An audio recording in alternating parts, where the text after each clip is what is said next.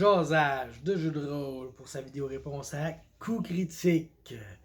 Cette semaine, la question c'est comment aider à la cohésion d'un groupe. Des fois, quand tu te fais un groupe, tes personnages, ils ne fitent pas ensemble. T'sais. Puis qu'est-ce que tu dois faire en tant que maître, joueur aussi, pour aider à cette cohésion-là? Et il n'y a qu'une seule réponse. Le metagaming. Oh shit, oui, le metagaming. Bon, là, il y en a qui vont capoter. Style metagaming, metagaming, metagaming. Bon, capotez pas, style metagaming. Ça a sa place dans cette situation-là. Dans le fond, au-delà de... Tu sais, ok, là on va y aller le power extrême. T'as un paladin d'un bord, t'as un rogue de l'autre. Ils doivent travailler ensemble parce que les joueurs ont décidé qu'ils allaient faire ces personnages-là. T'sais, le gars dit moi, je vais me faire un paladin super gentil, super bon, je vais sauver la veuve et l'orphelin, détruire le mal sous toutes ses formes. Puis l'autre, moi, je vais jouer un rogue grosseur, esti sale. Déjà, tu sais que ça va mal finir. C'est logique, là, je veux dire.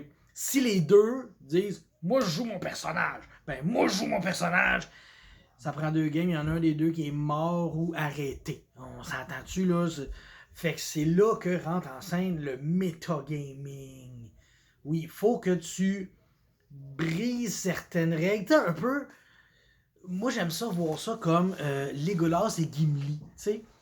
Les elfes et les nains, ils saillissent, OK? Ben, ils sont devenus les meilleurs amis du monde, esti, au point qu'ils se font des petits yeux doux devant la porte du Mordor. Ils ont métagamé. On s'entend-tu que Tolkien, il a métagamé? Hein? Il a fait que ça marche. Ben, c'est ça qu'il faut que les joueurs entre eux fassent et que le maître aussi pousse. Je sais pas si vous me suivez. T'sais, faut que, mettons, le paladin sauve la vie du rogue ou le rogue sauve la vie du paladin. T'sais, à la limite. Je veux dire, si le paladin, il fait jamais confiance et il le truste pas, ben là, le rogue, il pourrait faire comme, bon, je vais lui sauver la vie, je vais lui montrer que je suis de bonne foi. Puis tu sais, le rogue aussi, il a beau être le plus sale crosseur, dans sa tête, à un moment donné, il va réaliser que, ouais, je vais travailler 24 heures sur 24 avec ce paladin-là. Ben, je pense que je vais le respecter. Je vais être crosseur à tout bout de champ avec les autres. Pas les autres membres du groupe, mais les autres personnes. Je vais voler le marchand. Je vais tuer des itinérants, peu importe. mais avec le paladin, je vais me garder une petite gêne, tu sais. Oui, ça peut être du metagaming, mais aussi ça peut être juste comment ça s'appelle? Incarner son personnage logiquement. Tu sais, je veux dire, Chris, t'as un pays à traverser pour sauver le monde, ben tu vas pas faire chier ceux qui vont t'aider à sauver le monde. Tu sais, on s'entend là. Je veux dire, la princesse elle s'est faite kidnapper, puis le roi a besoin de votre aide, puis toi tu dis moi je vais jouer un rogue, ben ton rogue, il va falloir que tu métagames pour qu'il ait le goût de sauver cette princesse et qu'il ait le goût de travailler avec ce groupe-là. Tu sais, t'es pas obligé de pousser la note à l'extrême que ça n'ait juste plus de logique, mais c'est ça qu'il faut que tu fasses. Il faut que tu apportes une logique qui fait que, OK, le rogue et le paladin peuvent travailler ensemble, tu sais. C'est sûr que là, on parle d'un jeu comme Donjons et Dragons, tu sais. Comme je dis, moi, je joue dans Vampire, puis dans Vampire, ben, tu peux faire un groupe, ben justement, nos succulents s'abattent.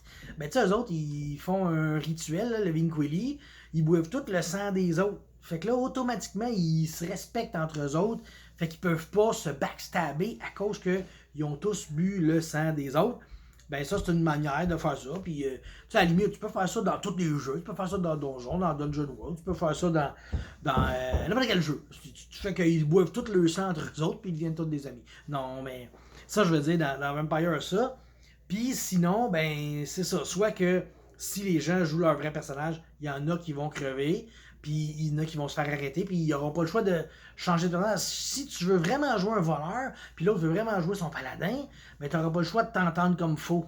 Sinon, ben pourquoi tu as fait ce bonhomme-là? Tu sais, oui, c'est le bonhomme que tu voulais faire, mais si le bonhomme que tu veux faire est 100% incompatible avec le bout de bonhomme que l'autre veut faire, ben soit qu'un de vous deux change, ou soit que vous vous arrangez pour mêler ça de manière comment ça s'appelle, raisonnable, crédible aussi, pour avoir votre fun. Fait que la seule manière de mettre une cohésion parfaite dans le groupe, c'est le metagaming.